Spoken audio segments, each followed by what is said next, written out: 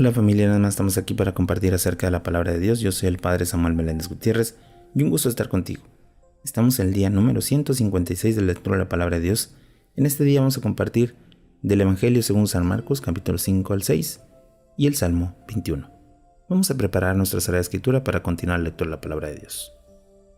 Vamos a preparar también nuestro corazón en el nombre del Padre, y del Hijo y del Espíritu Santo. Amén. Del Evangelio según San Marcos, capítulo 5. El endemoniado de Gerasa. Llegaron a la otra orilla del lago y a la región de los Geresarenos. En cuanto desembarcó Jesús, le salió en el encuentro entre los sepulcros un hombre poseído por un espíritu impuro. Vivía entre los sepulcros y nadie podía sujetarlo ni siquiera con cadenas. Muchas veces lo habían sujetado con argollas y cadenas, pero él había roto las cadenas y destrozaba las argollas. Nadie podía dominarlo. Continuamente, día y noche, andaba entre los sepulcros y por la montaña dando gritos e hiriéndose con piedras. Al ver a Jesús desde lejos, vino corriendo y se postró ante él, gritando con todas sus fuerzas: ¿Qué tengo yo que ver contigo, Jesús, Hijo del Dios Altísimo? Te conjuro por Dios que no me atormentes. Es que Jesús lo estaba diciendo: Espíritu impuro, sal de este hombre. Entonces le preguntó: ¿Cómo te llamas? Él respondió: Legión es mi nombre, porque somos muchos. Y le rogaba insistentemente que lo echara fuera de la región. Había ahí cerca una gran cantidad de cerdos que estaban buscando alimento al pie de la montaña, y los demonios regresaron a Jesús: Envíanos a los cerdos para que entremos en ellos. Les permitió Jesús, y los espíritus impuros salieron para entrar en los cerdos, que se lanzaron al lago desde lo alto del barranco, y los cerdos, que eran unos 2000, se ahogaron en el lago. Los que cuidaban los cerdos huyeron y le contaron tanto en la ciudad como a los alrededores. La gente fue a ver lo que había sucedido.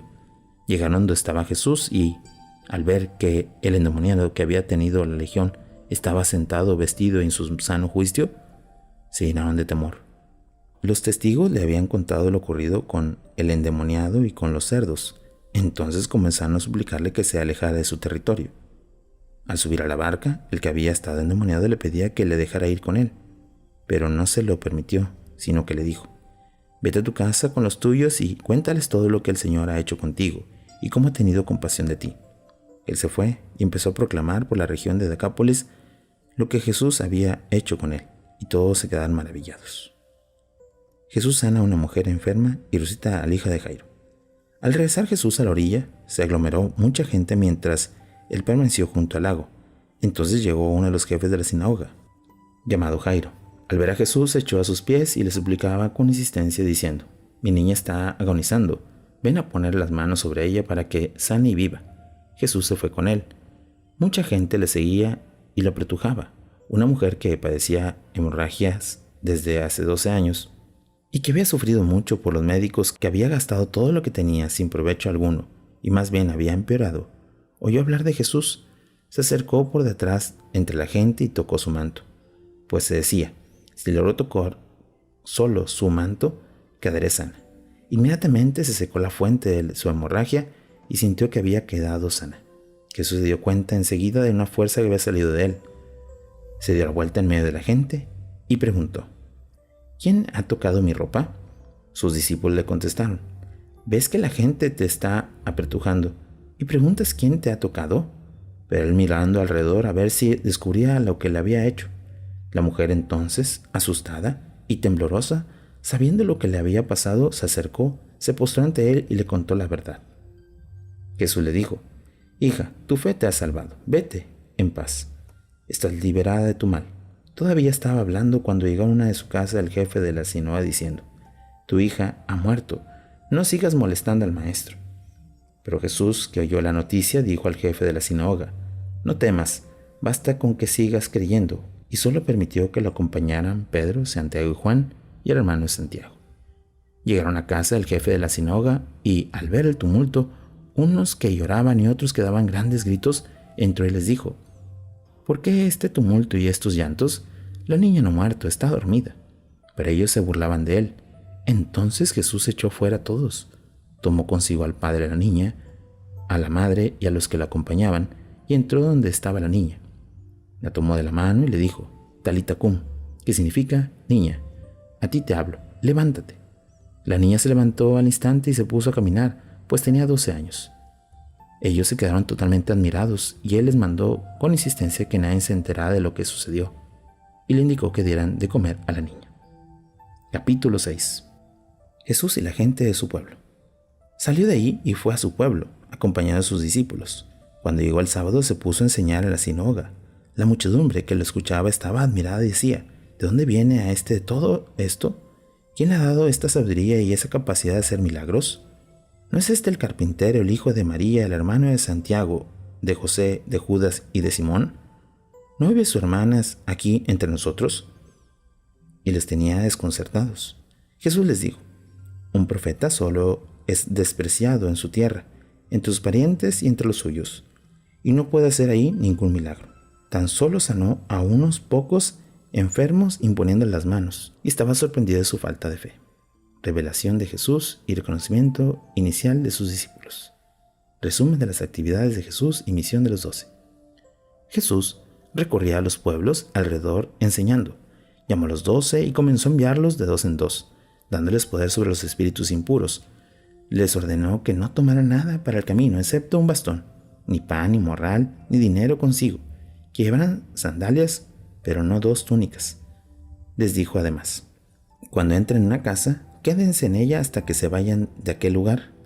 Si en algún sitio no los reciben ni les escuchan, váyanse ahí y sacuden el polvo de las plantas de sus pies, como testimonio contra ellos. Ellos salieron a predicar y exhortaban a la conversión. Expulsaban a muchos demonios, ungían con aceite a muchos enfermos y los sanaban. Muerte de Juan el Bautista. La fama de Jesús se había extendido y el rey Herodes oyó hablar de él. Unos decían que era Juan el Bautista resucitado entre los muertos y por eso actuaba en él poder milagrosos. Otros, por el contrario, sostenían que era Elías y otros que era un profeta como los antiguos profetas. Herodes, al oír esto, decía: ha resucitado Juan, a quien yo mandé que le cortaran la cabeza. Y es que Herodes había mandado arrestar a Juan y la había encerrado en la cárcel por causa de Herodías, la mujer de su hermano Filipo, con quien él se había casado. Pues Juan le decía a Herodes: no te es lícito tener la mujer de tu hermano. Herodías odiaba a Juan y quería matarlo, pero no quería porque Herodes lo respetaba y sabiendo que era un hombre recto y santo, y lo protegía. Cuando lo oía quedaba muy confundido, por la escuchaba con gusto. La oportunidad se presentó cuando Herodes, en su cumpleaños, ofreció un banquete a sus dignatarios, a los oficiales y a los principales personajes de Galilea. Entró la hija de Herodías y danzó. Gustaban mucho a Herodes y a los invitados. El rey dijo entonces a la muchacha: pídeme lo que quieras y te lo daré. Y le juró una y otra vez: te daré lo que me pidas, aunque sea la mitad de mi reino. Ella fue y preguntó a su madre: ¿qué le pido? Su madre le contestó: la cabeza de Juan el Bautista. Ella regresó enseguida y a toda la prisa a la sala donde estaba el rey y le hizo esta petición: quiero que me des ahora mismo en una bandeja de la cabeza de Juan el Bautista. El rey se entristeció mucho, pero a causa del juramento y de los invitados no quiso contrariarla, y sin perder tiempo envió a un guardia con la orden de traer la cabeza de Juan. El guardia fue, le cortó la cabeza en la cárcel, la trajo en bandeja y se la entregó a la muchacha. Ella se la dio a su madre. Al enterarse sus discípulos, fueron a recoger el cadáver y dieron la sepultura. Sección de los panes. Regreso de los 12 y primera multiplicación de los panes.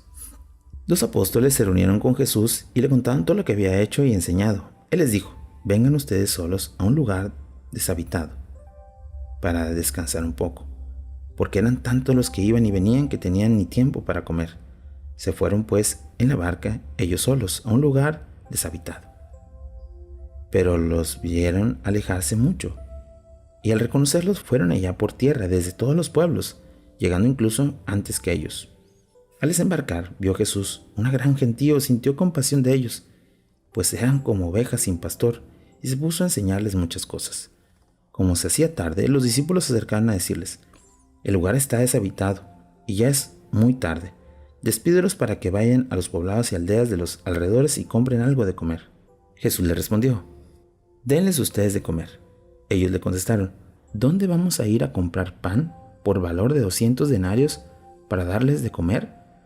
Él les preguntó: ¿cuántos panes tienen? Vayan a ver. Cuando le averiguaron, le dijeron: 5 panes y 2 peces. Jesús mandó que se sentaran todos por grupos sobre la hierba verde, y se sentaron por grupos de 100 y de 50. Él tomó entonces los 5 panes y los 2 peces. Levantando los ojos al cielo, pronunció la bendición, partió los panes y se les fue dando a los discípulos para que los distribuyeran.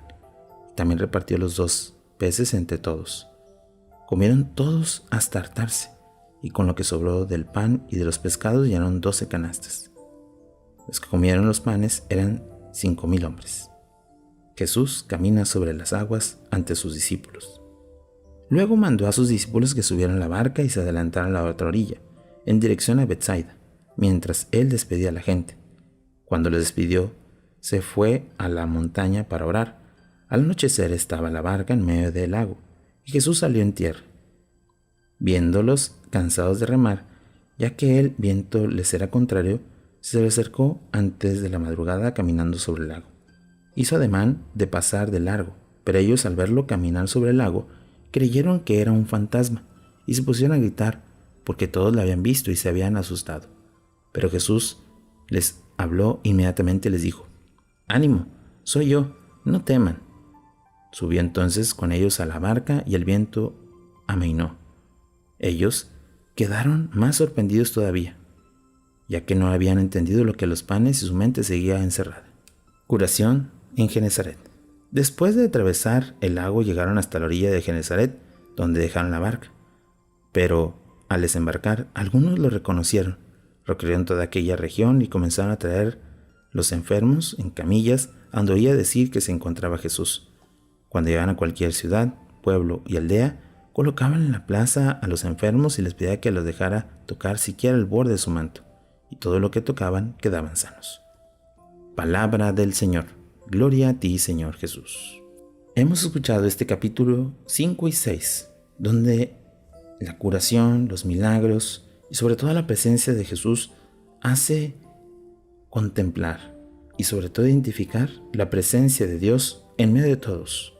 Pero sobre todo el pueblo ya está buscando a Jesús para recibir una gracia que solamente viene de Dios para el pueblo. Meditemos. ¿Cuántas veces nosotros hemos recibido una gracia o la hemos buscado para que llene nuestras vidas, nuestro corazón y nuestra vida? Meditemos un poco la palabra de Dios.